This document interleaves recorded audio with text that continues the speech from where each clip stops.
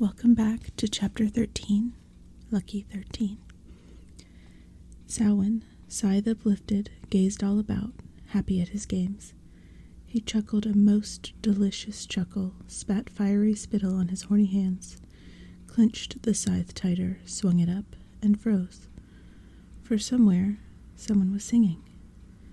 Somewhere near the top of a hill, in a small clump of trees, a small bonfire flickered. Men like shadows were gathered there, lifting up their arms and chanting. Samhain listened, his scythe like a great smile in his arms. O Samhain, god of the dead, hear us. We, the holy druid priests, in this grove of trees, the great oaks, plead for the souls of the dead.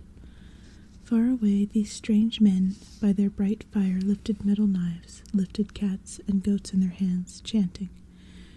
We pray for the souls of those who are turned to beasts.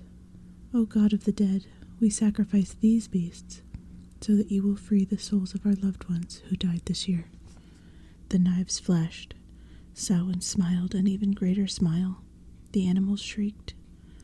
All around the boys on the earth, the grass, the rocks, the trapped souls, lost in spiders, locked in roaches, put away in fleas and pillbugs and centipedes, gaped and yammered silent yammers and twitched and roiled. Tom winced. He thought he heard a million small, very microscopic bleats of pain and release from around him where the centipedes capered, spiders danced. Let free, let be, prayed the druids on the hill. The fire blazed. A sea wind roared over the meadows, brushed the rocks, touched the spiders, rolled the pillbugs, tumbled the roaches. The tiny spiders, insects, the miniature dogs and cows fluffed away like a million snowflakes. The tiny souls, trapped in insect bodies, dissolved. Released with a vast cavern whisper, they whistled up to the sky. To heaven, cried the priests. O free, go. They flew. They vanished in the air with a great sigh of thanks and much gratitude.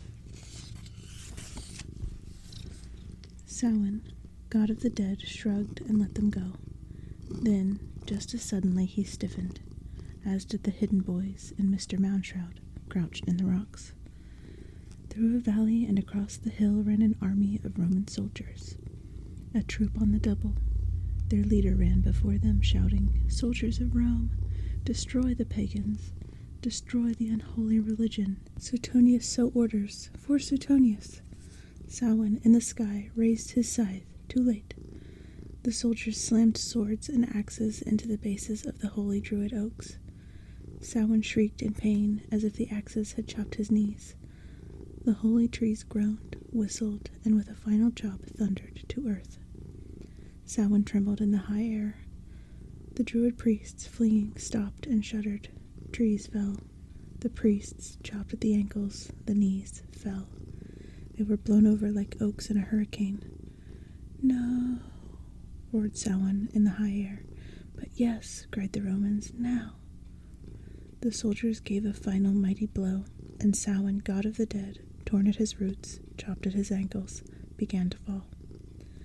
The boys, staring up, leaped out of the way, for it was like a giant forest falling, all in one fall. They were shadowed by his midnight descent. The thunder of his death came before him.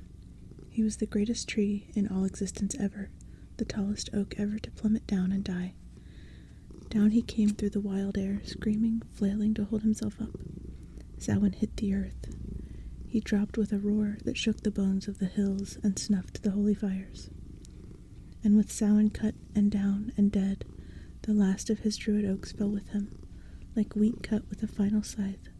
His own huge scythe, a vast smile lost in the fields, dissolved into a puddle of silver and sank into the grass. Silence, a smoldering of fires, a blowing of leaves. Instantly the sun went down. The druid priests bled in the grass as the boys watched, and the Roman captain prowled the dead fires, kicking the holy ashes. "Here we shall build our temples to our gods." The soldiers lit new fires and burned incense before golden idols which they set in place. But no sooner lit than a star shone in the east. On far desert sands, to camel bells, the three wise men moved. The Roman soldiers lifted their bronze shields against the glare of the star in the sky, but their shields melted. The Roman idols melted and became shapes of Mary and her son. The soldiers' armor melted, dripped, changed. They were dressed now in garments of priests who sang Latin before yet newer altars. Even as Moundshroud crouched, squinting, weighed the scene, and whispered it to his small masked friends. "Aye, boys, see, gods following gods. The Romans cut the Druids, their oaks, their god of the dead, bang, down, and put in their own gods, eh? Now the Christians run and cut the Romans down. New altars, boys, new incense, new names." The wind blew the altar candles out. In darkness, Tom cried out. The earth shuddered and spun. Rain drenched them. "What's happening, Mr. Moundshroud? Where are we?" Moundshroud struck a flinty thumb into fire and held it up. "Why, bless me, boys, it's the Dark Ages. The longest, darkest night ever. Christ long since come and gone in the world, and where's Pipkin?" "Here," cried a voice from the black sky. "I think I'm on a broom. It's taking me away." "Hey, me too," said Ralph, and then JJ, and then Hackles Nibley, and Wally Bob, and all the rest. There was a huge whisper like a gigantic cat stroking its whiskers in the dark. "Brooms," muttered Moundshroud. "The gathering of the brooms. The October Broom Festival. An annual migration." "To where?" asked Tom, calling up. For everyone was making traffic on the air, now in whispered shrieks. "The broom works, of course. Help, I'm flying," said Henry Hank. Whisk. A broom whistled him away. A great brambly cat flashed by Tom's cheek. He felt a wooden pole between his legs jump up. "Hang on," said Moundshroud. "When attacked by a broom, only one thing to do. Hold tight." "I'm holding," cried Tom, and flew away. The sky was swept clean with brooms. The sky was yelled clean by boys occupying at least 8 of those brooms at once. And what with changing their cries of fear to cries of delight, the boys almost forgot to look or listen for Pipkin. Similarly sailed off among island clouds. "This way," announced Pipkin. "As quick as we can," said Tom Skelton. "But, Pip, it's awful hard to ride a broomstick, I find." "Funny you say that," said Henry Hank. "I agree." Everyone agreed, falling off, hanging on, climbing back. There was now such a hustle of brooms as left no room for clouds, and none for mists, and certainly none for fog or boys. There was an immense traffic jam of brooms, as if all Earth's forests gave up their branches, and on one boom and fling, and scouring autumn fields cut clean and throttled tight such cereal grains as made good sweepers, thrashers, beaters, then flew up. So here came all the backyard wash-line prop poles in the world, and here came with them swatches of grass, clumps of weed, brambles of bush to herd the sheep clouds and cleanse the stars and ride the boys. Said boys, each on his own skinny mount, were deluged with beatings and cuffings of flail and wood. They were punished severely for occupying heaven. They took 100 bruises each, 12 cuts, and precisely 49 lumps on their tender skulls. "Hey, I got a bloody nose," gasped Tom happily, looking at the red on his fingers. "Shucks," cried Pipkin, going into a cloud dry and coming out wet. "That's nothing. I've got one eye shut, one ear bad, and lost a tooth." "Pipkin," called Tom, "don't keep telling us to meet you, then we don't know where." "Where?" "In the air," said Pipkin. "Geez," muttered Henry Hank, "there's 2,000,000,100,000,099,000,000 acres of air wrapped around the world. Which half acre does Pip mean?" "I mean," gasped Pip. But a whole bundle of broomsticks banged up in an akimbo dance like a shuttle of cornstalks across his flight, or a farmland fence suddenly come antic and in frenzies. A cloud with a grand fiend face gaped its mouth. It swallowed Pipkin, broom and all, then shut its vapors tight and rumbled with Pipkin indigestion. "Kick your way out, Pipkin. Stomp him in the stomach," someone suggested. But nothing kicked, and the cloud, satisfied, sailed on Forever's Bay toward eternity's dawn, ruminating over its delicious, sweet boy dinner. "Meet him in the air," Tom snorted. "Good grief, talk about horrible directions to nowhere." "See even more horrible directions," said Moundshroud, sailing by on a broom that looked like a wet and angry cat on the end of a mop. "Would you see witches, boys? Hags, crones, conjure wives, magicians, black magics, demons, devils. There they be, in mobs and riots, boys. Skin your eyeballs." and there below, all across Europe, through France and Germany and Spain, in the night roads were indeed clusters and mobs and parades of strange sinners running north, scrambling away from the southern sea. "That's it. Jump, run, this way to the night, this way to the dark." Moundshroud swooped low, shouting over the mobs like a general leading a fine evil troop. "Quick, hide, lie low, wait a few centuries." "Hide out from what?" wondered Tom. "Here come the Christians," yelled voices below on the roads, and that was the answer. Tom blinked and soared and watched, and from all the roads the mobs ran to stand alone on farms, or at crossroads, in harvest fields, in towns. Old men, old women, toothless and raving, yelling to the sky as the brooms swept down. "Why," said Henry Hank, stunned, "those are witches." "Dry clean my soul and hang it out to dry if you're not right, boy," agreed Moundshroud. "There are witches jumping fires," said J.J. "And witches stirring cauldrons," said Tom. "And witches drawing symbols in farmyard dust," said Ralph. "Are they real? I always thought—" "Real," said Moundshroud, insulted, almost fell off his bramble-cat broom. "Ye little gods and fishes, lad, every town has its resident witch. Every town hides some old Greek pagan priest, some Roman worshipper of tiny gods who ran up the roads, hid in culverts, sank in caves to escape the Christians. In every tiny village, boy, in every scrubby farm, the old religions hide out. You saw the Druids cut and chopped, eh? They hid from the Romans, and now the Romans, who fed Christians to lions, run themselves to hide. So all the little lollygagging cults, all flavors and types, scramble to survive. See how they run, boys." And it was true. Fires burned all over Europe. At every crossroad and by every haystack, dark forms jumped in cats across flames. Cauldrons bubbled, old hags cursed, dogs frolicked, red-hot coals. "Witches! Witches everywhere," said Tom, amazed. "I never knew there were so many." "Mobs and multitudes, Tom. Europe was flooded to the dikes. Witches underfoot, under bed, in the cellars and high attics." "Boy, oh boy," said Henry Hank, proud in his witch costume. "Real witches. Could they talk to the dead?" "No," said Moundshroud. "Jump up devils? No." "Keep demons in door hinges and squeal them out at midnight? No." "Ride broomsticks? Nope." "Put sneezing spells on people? Sorry." "Kill folks by sticking pins in dolls? No." "Well, heck, what could they do? Nothing." "Nothing!" cried all the boys affronted. "Oh, they thought they could, boys." Moundshroud led the team down on their brooms over the farms where witches dropped frogs in cauldrons and stomped toads and snuffed mummy dust and cavorted in cackles. "But stop and think. What does the word witch truly mean?" "Why," said Tom, and was stymied. "Wits," said Moundshroud. "Intelligence. That's all it means. Knowledge. So any man or woman with half a brain and with inclinations toward learning had his wits about him, eh? And so anyone too smart who didn't watch out was called a witch," said everyone. And some of the smart ones, the ones with wits, pretended at magic or dreamed themselves with ghosts and dead shufflers and ambling mummies. And if enemies dropped dead by coincidence, they took credit for it. They liked to believe they had power, but they had none, boys, none. Sad and sorry, 'tis true. But listen, there beyond the hill, that's where the brooms come from. That's where they go. The boys listened and heard. "The broom work makes, the broom that looms, on sky and gloom and rising of the moon. That broom which groom to which flies high, on harvestings of storm-wind grass, with shriek and sigh to motion it in ocean seas of cloud, now soft, now loud."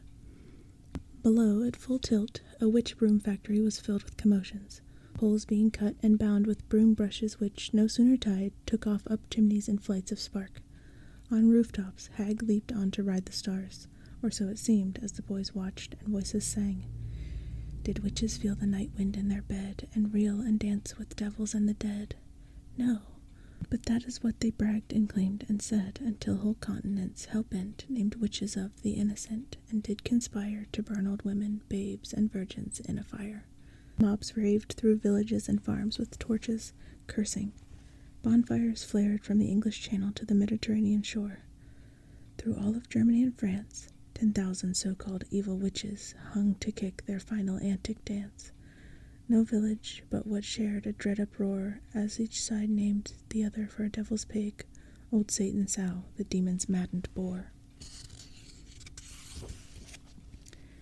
Wild pigs, with witches glued to their backs, trotted roof tiles, flinting sparks, snorting steams. All Europe was a cloud of witches' smoke, their judges often bound and burnt with them for what? A joke? Until all men are spoiled with guilt, all sin, all lie. So what to do? Why, everyone must die.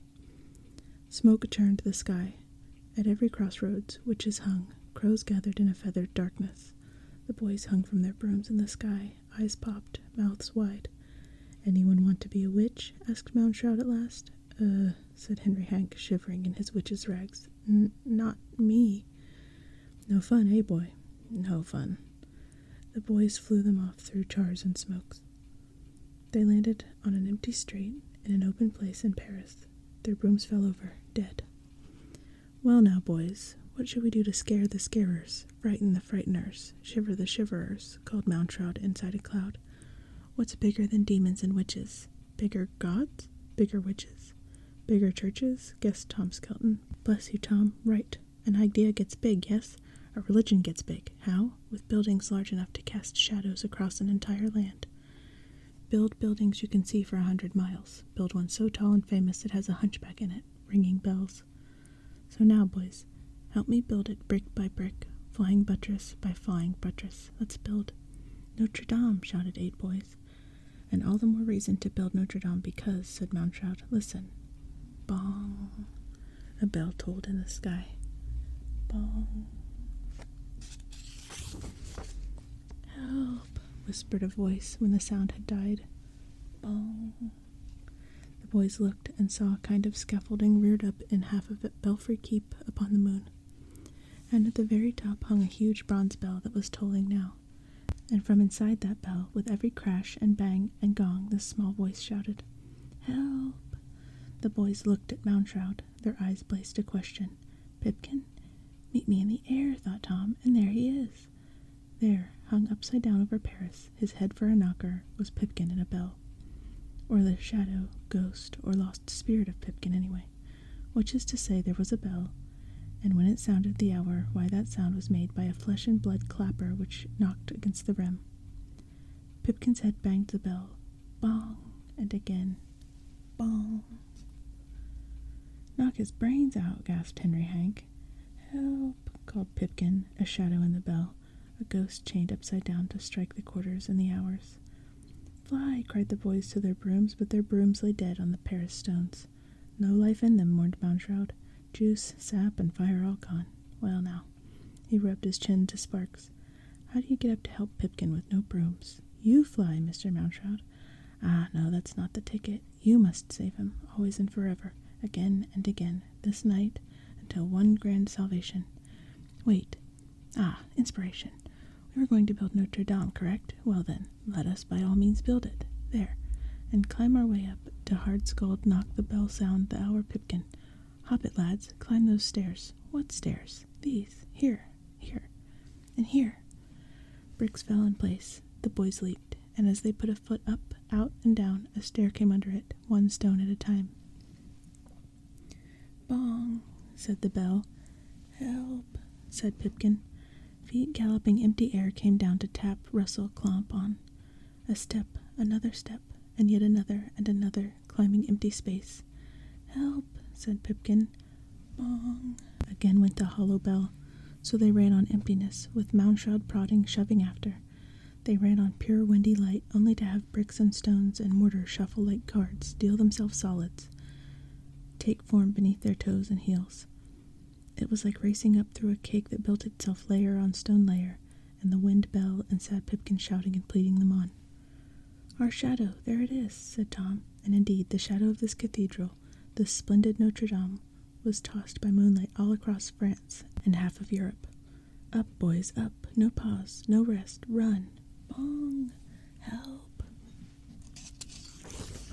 They ran. They began to fall with each step, but again and again and again the steps came in place and saved them and ran them taller, so the shadows of the spires loomed tall across rivers and fields, to snuff the last witch fires at crossroads. Crones, hags, wise men, demon lovers, 1,000 miles off, snuffed like candles, whiffed to smoke, wailed and sank to hide as the church leaned, tilted across the heavens. So even as the Romans cut down the druid trees and chopped their god of the dead to fall, we now, with this church, boys, cast such a shadow as knocks all witches off their stilts and puts seedy sorcerers and trite magicians to heel. No more small witch fires, only this great lit candle, Notre Dame, presto. The boys laughed with delight, for the last step fell into place. They had reached the top, gasping. Notre Dame Cathedral was finished and built. Bong! The last hour was struck. The great bronze bell shuddered and hung empty. The boys leaned to peer into its cavernous mouth. There was no clapper inside shaped like Pipkin. "Pipkin," they whispered. "Kin," echoed the bell, in a small echo. "He's here somewhere, up there in the air. Meet him's what he promised." "And Pipkin falls back on no promises," said Mounshroud. "Look about, boys. Fine handiwork, eh? Centuries of toil done in a fast gallop and a sneeze, right? But something beside Pipkin's missing. What? Glance up. Scan around, eh?" The boys peered. They puzzled. Don't the place look awful plain, boys? Awful untouched and unornamented? Gargoyles! Everyone turned to look at Wally Bob, who was dressed as a gargoyle for Halloween. His face fairly beamed with revelation. Gargoyles! The place got no gargoyles! Gargoyles, Mounshroud uttered and ululated and beautifully ribboned the word with his lizardy tongue. Gargoyles. Shall we put them on, boys? How? Why, I should think we could whistle them in place. Whistle for demons, boys. Whistle for fiends. Give a high, great tootling blow for beasts and ferocious fanged loomers of the dark. Wally Bob sucked in a great breath. "Here's mine," he whistled. All whistled, and the gargoyles, they came running.